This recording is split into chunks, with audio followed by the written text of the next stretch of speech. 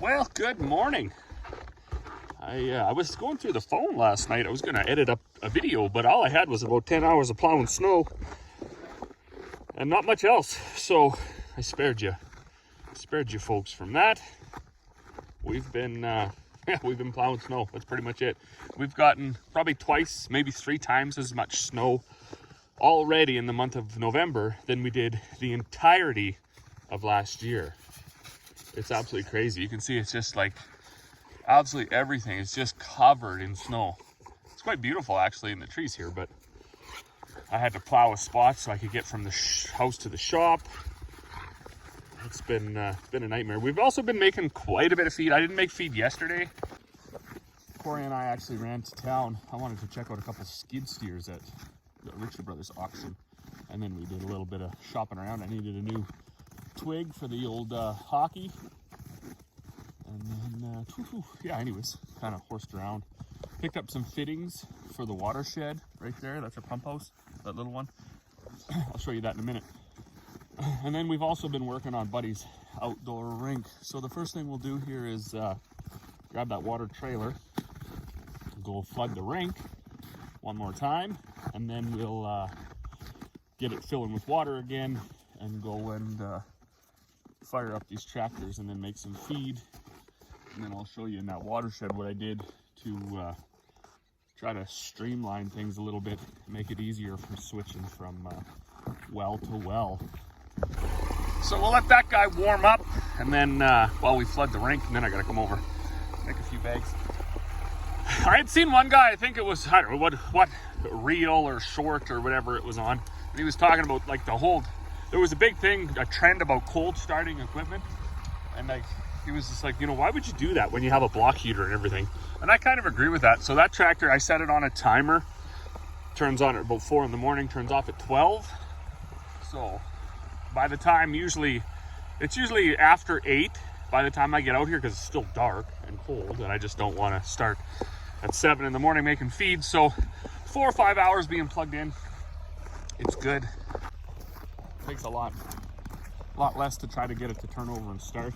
And then if I end up running somewhere in the morning and forget to unplug it, it shuts itself off at 12, so I don't have to worry about being plugged in all day.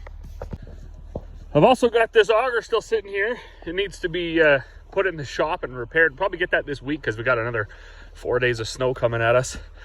This roller mill needs to be put in the shop, have the auger put on it. And then this tank, old sprayer tank off of an old, I think National sprayer is what they were called, that Dad had. We want to put it in the shop. And I'm gonna actually turn this into my Zamboni for the outdoor rink. I think it'll work pretty good. Fill it up with really hot water, drag a big heavy mat behind it. So we picked up some fittings for that too the other day. But anyways, let's start this here with some flooding. Okay, well here's the progression of the rink. Now don't judge too harshly. I know that it's rough, but that's because we've had some unfortunate situations when we came to flooding it. First of all, where I'm standing is probably 3 feet lower than up there. So we've got to try to build this all up. But because Buddy wanted to do the whole lawn and we don't have a water truck, it's quite a bit. You can see it bows in the middle. And then we had like non-stop snowing for the whole week. So I originally had bladed it off and let the ground freeze, and that kind of worked. And then I took my fire hose and I give her a little shot across the grass to try to make a little bit of a base. And then I packed some of the first snowfall in there, and then I flooded it again and I let the water run all night. But before it could really freeze, it snowed a foot. And when it snows a foot, it just insulates it. And then you'd get, you just have a disaster. Like it's underneath that snow, it's never gonna freeze. It stays a slush. So I tried to blade it off, and I just bladed up big chunks. And then the odd spot that did freeze, I broke through with the tractor and made like tractor track impressions. And then I got it bladed off, and I tried to flood it again that day, and it kind of froze again, and then it snowed another foot. So I was just fighting that continuously. So I thought what I'll do, I'll leave the hose run and then I'll just pack all the snow in. And that was kind of working, except for it didn't run this way fast enough. So it's up there is actually quite nice, just at the edge of the water where the color changes there. But it's 2 inches higher. So now I got to flood down here, and this has kind of got the worst of it because this is what I was trying to do first. So Buddy could have just a little bit of area to skate on while we did the rest, because I knew that was going to be like a whole winter project to try to do that. This is going to be something like 100 feet wide by like 400 feet long. So there's quite a bit to do here, and then very uneven as well. And then nothing. The only thing to hold it in are that side and this side, which I kind of messed up on too. I should have piled a big berm of snow right here because you can see the water's actually running out there. So I got to push some snow up here to make a berm so it sort of holds itself. I'll do that. I'll do that after. It's supposed to start snowing again here all week, so I'll do that. I'll do that after. I bet you if you stepped over here right now, it would be. Yeah, see all the water's kind of running out here where I need it to stay in there, so it starts to build up in this corner and work its way that to make it level. Now, being totally flat won't be like the end goal here, because once I get that tank full of hot water and drag that big rag behind it, it'll even all of this out. I'll do it like a Zamboni thing. So it'll be just like kind of skating uphill, but not that noticeable. So, and it'll knock all these bumps out too. That's another thing. Buddy wanted the fire pit inside of his rink. He wanted ice all the way around it so he could have a fire and skate around it. Which, that in itself, the fire pit is up 8 inches higher than the lawn, built up on gravel. So I'm having my struggles with it, but we will get it. It'll be fun. It'll be fun to see if we can even do it. It'll probably get done by about the 22nd of February, just in time for everybody to use it once, and then it'll melt in March. But whatever, it'll be fun. But we're gonna put the tank back in the shop, and then I'll go to the pump house and switch the water back over. I've been using our old well to fill this tank, so I don't have our new pump running for 5 hours. Okay, so got that shoved back in the shed, or the shop, I guess. And now the old pump house. So you have to bear with me while I try to explain this. Why is that leaking out of there?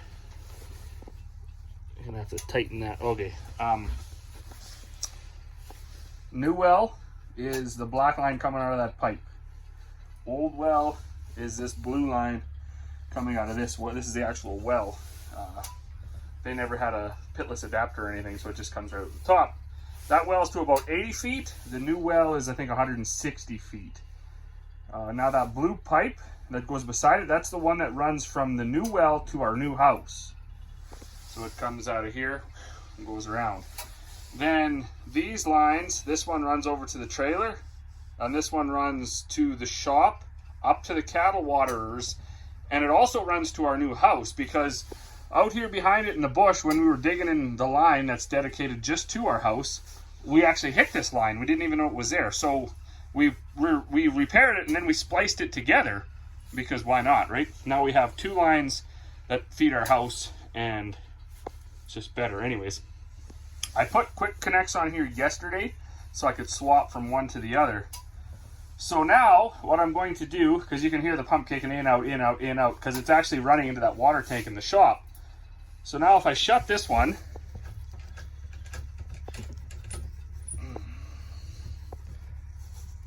it'll just pressure up, and it won't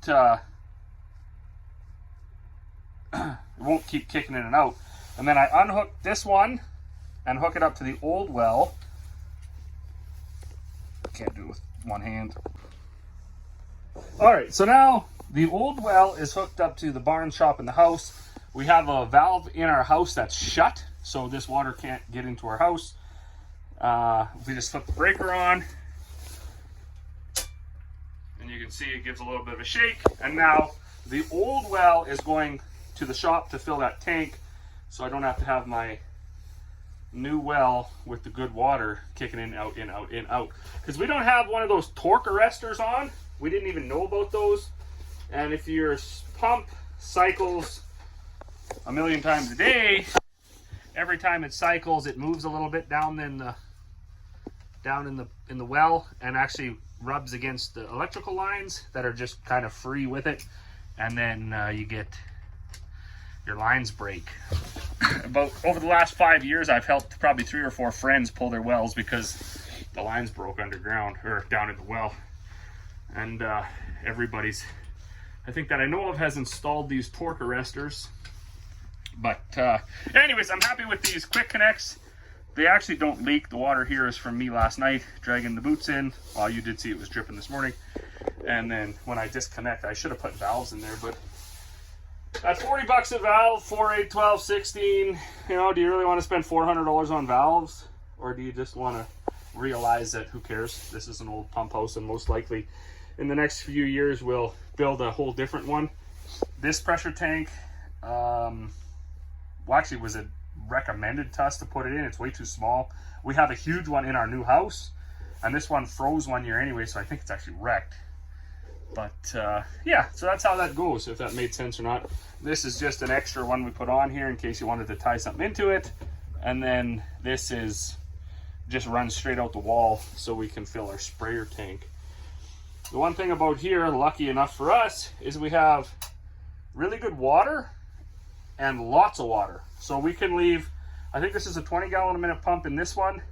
You can leave it run forever, it'll never run out, and that water's not even treated. It goes right into the faucets. This one is a little bit different. The water quality is probably okay, but it's hard and it doesn't taste very good. So, but the old bachelors that originally drilled that well, they used that for years and years and years, and I mean, I guess they lived to be old, so didn't kill them. So yeah, that's how that goes. I got a bucket full of tools here just in case this stuff keeps leaking or whatever, because I don't want it to I don't want to make a big mess in here, but it seems to be okay for now. So now I can leave this in here, and the trailer and the new house are hooked to the good well with the pressure switch, and so it's not, the pump isn't kicking on and off all day long. And this tank is being filled from the old well, so the old well right now is kind of servicing the shop and then the cattle waters. So nobody runs out of water. Takes about 4 hours to fill this tank, 1,200 gallons. So through the lines that it's running through, it ends up being about 5 gallons a minute. If we hook this tank up in the summertime, if we take it and hook it straight up to the well, we can fill it in about 45 minutes to an hour. So right at the well, with the new well anyways, pumps out like almost 20 gallons a minute. So, and we've yet to run out. Like I said, we've never had a well go dry, luckily. Also, I think a guy should probably keep using that old well a little bit. It's been quite a few years since it ran because we never hooked it up like we got now. Because I don't know why we didn't. I guess didn't have a need for it. But now I'm gonna head over. I'm gonna put a little bit of fuel in this telehandler so I don't run out, and then I'm gonna make some feed. And then kids got hockey, so we'll just see where the day goes.